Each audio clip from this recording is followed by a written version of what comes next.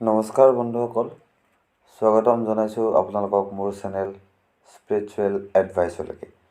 বন্ধুসকল, আজি আমি কথা পাতিম আমাৰ দৈনন্দিন জীৱনত আমি যিবিলাক কাম কৰোঁ, যিবিলাক কাম আমি ভাল বুলি ভাবোঁ দৰাচলতে, বা যিবিলাক কাম কৰি আমি মনত শান্তি পাওঁ, তেনেকুৱা কিছুমান কামে কিন্তু আমাৰ জীৱনলৈ ঘোৰ অমাৱস্যা অন্ধকাৰ নমাই আনিব পাৰে। ঠিক আছে, মানে মই ক'ব বিচাৰিছোঁ, আমি আমাৰ দৈনন্দিন জীৱনত কৰা কিছুমান কামে আমাৰ জীৱনলৈ অৰ্থহানি, দাৰিদ্ৰতা আদি বিপদ নমাই লৈ আহে। আৰু সেই কামবিলাক আমি জানি বুজি নকৰোঁ বন্ধুসকল। একচুৱেলি আমি নাজানোৱেই সেই কামবিলাক কৰাটো ভাল নে বেয়া। ঠিক আছে, বেয়া বুলি জানিলেতো আমি নিশ্চয় নকৰিলোহেঁতেন, নহয় জানো বন্ধুসকল? কিন্তু আমি নাজানো, সেইকাৰণে আমি সেনেবোৰ কাম কৰোঁ, আৰু যিবোৰে আমাৰ জীৱনত আমাৰ অজানিতে নানান ধৰণৰ দুখ, কষ্ট, দাৰিদ্ৰতা, অৰ্থহানিতা, ব্যৱসায় বিজনেছ মন্দা অৱস্থা, এইবিলাক বিপদ কঢ়িয়াই লৈ আহে। ঠিক আছে বন্ধুসকল, তো বিশেষ দেৰি নকৰোঁ, আমি ভিডিঅ'টো আৰম্ভ কৰি দিওঁ আৰু আলোচনা কৰোঁ এই কামকেইটা, যি কামকেইটাৰ দ্বাৰা আমাৰ অজানিতে আমাৰ জীৱনলৈ ঘোৰ অমাৱস্যাৰ অন্ধকাৰ নামি আহে। ঠিক আছে বন্ধুসকল, আমি কেতিয়াবা ৰাস্তাইদি গৈ থাকোঁতে ক'ৰবালৈ, তেতিয়া হঠাৎ আমি কিছুমান এনেকুৱা মানুহ দেখা পাওঁ যিবিলাকৰ পিন্ধন উৰণ খুব লেতেৰা, ফটা চিটা কাপোৰ পিন্ধি থাকে, চুলি উলি জধলা মধলা হৈ থাকে, দেখাত লেতেৰা পেতেৰাকৈ থাকে, নহয় জানো? কেতিয়াবা তেনেকুৱা ধৰণৰ মানুহে কি কৰে, আমাৰ ওচৰত আহি খাদ্যবস্তু বিচাৰে। বিশেষকৈ তেওঁলোকে খাদ্যবস্তুৱেই বিচাৰে, কিবা খাব বিচাৰে, বা তেনেকুৱা অন্য কিবা, কোনোবাই হয়তো পইচা পাতিও বিচাৰে, বা যিকোনো ধৰণৰ সহায় বিচাৰে। যদি কেতিয়াবা তেনেকুৱা ধৰণৰ পগলা, ভিখাৰী, বা আপোনালোকে যি ভাষাই দিয়ে নকওক, তেনেকুৱা ধৰণৰ মানুহে যদি আহি পেলাই কেতিয়াবা সাহাৰ্য বিচাৰে, বা কেতিয়াবা যদি আপোনালোকৰ ওচৰত আপোনালোকক কিবা ক'বলৈ চেষ্টা কৰে, এটলিষ্ট 2 মিনিট সময় তেখেতৰ কাৰণে আপুনি উলিয়াবলৈ চেষ্টা কৰিব, আৰু কি বিচাৰিছে সেইটো জানিবলৈ চেষ্টা কৰিব। কাৰণ এইবিলাক মানুহে বেছি নিবিচাৰে, অলপমান পালেই সিহঁতৰ মন শান্তি হৈ যায়, কাৰণ সিহঁতক বেছি বিচাৰিবলৈ সিহঁতৰ জীৱনত নায়েই একো। কিন্তু এইবিলাক মানুহে আকৌ প্ৰতিনিধিত্ব কৰে আপোনাৰ ৰাহু গ্ৰহক। ঠিক আছে, আৰু ৰাহু গ্ৰহক যিয়ে যদি ৰুষ্ট কৰি তোলে আপুনি এইবিলাক মানুহক তিৰস্কাৰ, ভৰ্ৎসনা আদি কৰি, তেতিয়াহ'লে ৰাহুৰ প্ৰকোপৰ দ্বাৰা আপোনাৰ জীৱনত উথুল মুথুল হৈ যাব।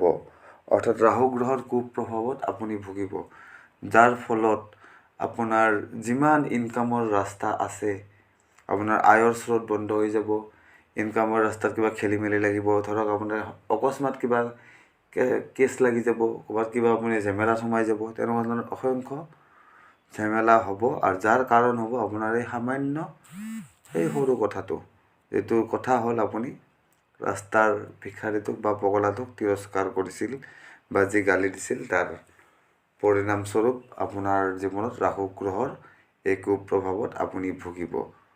আৰু তাৰ পৰিৱৰ্তে যদি আপুনি সেই ভিখাৰীটোক, বা সেই মগনীয়াটোক, বা সেই পগলাটোক যদি কিবা অলপমান খোৱা বস্তু দি বিদায় দিয়ে, বা তাক সন্তুষ্ট কৰি দিয়ে, তেতিয়াহ'লে ৰাহু গ্ৰহৰ সেই কুপ্ৰভাৱ সুপ্ৰভাৱলৈ ৰূপান্তৰিত হ'ব। আৰু তেতিয়া আপোনাৰ বিভিন্ন ধৰণৰ আয়ৰ স্ৰোত খোল খাই যাব। ৰাহু হ'ল আপোনাৰ পৰাক্ৰম। ৰাহুৰ এনেকুৱা পৰাক্ৰম আছে যে চব কৰি দিব পাৰে নিমিষতে। ৰাহুৱে যি আপোনাৰ ৰজাক আপোনাৰ ফকীৰ কৰি দিব পাৰে, ফকীৰক ৰজা কৰি দিব পাৰে। এনেকুৱা হ'ল ৰাহুৰ দৃষ্টি, বা ৰাহুৰ যি প্ৰভাৱ। ঠিক আছে, আৰু দ্বিতীয়তে বন্ধুসকল, ফকীৰ বা বাবাজী, যাক আপোনালোকে সচৰাচৰ ভণ্ড বুলিয়ে ভাবে মানুহে, আৰু তাৰে ভিতৰত ভাবে মানে কি, তাৰে ভিতৰত মেক্সিমাম বা বেছিভাগ আচলতেই ভণ্ড। কিন্তু ভণ্ডই হওক বা যিয়ে নহওক, সেইটো আমাৰ লুকআউট নহয়। বাবাজী বা ফকীৰ টাইপৰ মানুহ যদি আপোনালোকে ৰাস্তাত দেখা পায়, বা তেখেতসকলে যদি আপোনালোকৰ লগত কেতিয়াবা মুখামুখিকৈ পৰে, তেখেতসকলক আপোনালোকে কেতিয়াও অশ্ৰাব্য কথাৰে কথা নাপাতিব তেখেতসকলৰ লগত, অৰ্থাৎ অশ্ৰাব্য গালিগালাজ নকৰিব, তিৰস্কাৰ নকৰিব, ভৰ্ৎসনা নকৰিব। তেখেতসকলে নিজৰ ৰাস্তাত গৈ থাকিলে তেখেতসকলক যাবলৈ দিব, তেখেতসকলক বেকাৰ জোকাই নল'ব।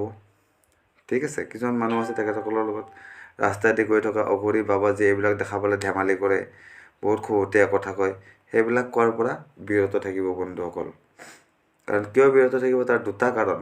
এটা হ'ল, যদি সেই ভৰ্ৎসনা বা তিৰস্কাৰ কৰা বাবাজীটোৰ যদি সঁচাকৈ সাধক হয় বা সঁচাকৈ যদি সাধক শ্ৰেণীৰ বাবাজী হয় বা অঘৰী হয়, তেতিয়াহ'লে সাধক শ্ৰেণীৰ বাবাজী অঘৰীবিলাকৰ কিছুমান শক্তিৰ ওপৰত নিয়ন্ত্ৰণ থাকে, পৰলৌকিক শক্তিৰ ওপৰত, আৰু যাৰ দ্বাৰা তেখেতসকলে আপোনাৰ অনিষ্ট সাধন কৰিব পাৰে যদি তেখেতসকল কুপিত হৈ যায় আপোনাৰ ওপৰত। আৰু দ্বিতীয়তে, এই শ্ৰেণীৰ ব্যক্তিসকলক প্ৰতিনিধিত্ব কৰে শনি গ্ৰহই, অৰ্থাৎ শনি গ্ৰহ এই শ্ৰেণীৰ ব্যক্তিসকলক প্ৰতিনিধিত্ব কৰে। এই শ্ৰেণীৰ ব্যক্তিসকল যদি আপুনি ৰোষিত কৰে বা কুপিত কৰে, তেতিয়াহ'লে শনি গ্ৰহৰো ৰোষত বা কোপত আপুনি পৰিব পাৰে। আৰু শনিৰ গ্ৰহৰ ৰোষত বা কোপত পৰিলে কি হ'ব সেইটো মই আপোনালোকক হয়তো বুজাই দিব নালাগে, কিন্তু তথাপি কওঁ, শনি গ্ৰহৰ ৰোষত বা কোপত পৰিলে আপোনাৰ সমস্ত যিমান জঞ্জাল আছে পৃথিৱীৰ চব আপোনাৰ ফালে চাপ খাই আহিব। চমুকে ক'বলৈ গ'লে, বিস্তৃতভাৱে মই এই ভিডিঅ'ত নকওঁ, বিস্তৃতভাৱে শনিৰ প্ৰকোপৰ বিষয়ে মই এটা বেলেগ ভিডিঅ'ত আপোনালোকক বুজাই দিবলৈ চেষ্টা কৰিম। ঠিক আছে বন্ধুসকল, গতিকে আজি যিকেইটা কথা ক'লোঁ সেই কথাকেইটা আপোনালোকে মনত ৰাখিব। জীৱনৰ প্ৰত্যেকটা খোজতে এইকেইটা কথা আপোনালোকে স্মৰণ কৰি চলিবলৈ চেষ্টা কৰিব। তেতিয়া চাব বন্ধুসকল, আপোনাৰ কোনো ধৰণৰ এনেকুৱা অবাঞ্ছিত অসুবিধা বা অবাঞ্ছিত যি এনেকুৱা ধৰণৰ ধন হানি, অৰ্থক্ষয়, এইবিলাক ঝেমেলাৰ পৰা দূৰত থাকিব পাৰিব। ঠিক আছে, তো আশা কৰোঁ বন্ধুসকল মোৰ আজিৰ এই ভিডিঅ'ত কোৱা কথাখিনি আপোনালোকৰ কাৰণে লাভৱান হ'ব। আৰু যদি আপোনালোকে ভাবে যে লাভৱান হয় মোৰ এই ভিডিঅ'টো আপোনালোকৰ প্ৰতি, তেতিয়ালৈকে মোৰ এই ভিডিঅ'টো আপোনালোকে লাইক কৰি দিব আৰু শ্বেয়াৰ কৰি দিব। আৰু আগলৈ এনেকুৱা নতুন নতুন ধৰণৰ ভিডিঅ' বা নতুন নতুন ধৰণৰ তথ্য ভিডিঅ' আকাৰে মোৰ পৰা পাই থাকিবলৈ মোৰ এই চেনেলটো ছাবস্ক্ৰাইব কৰি ল'ব। ধন্যবাদ বন্ধুসকল।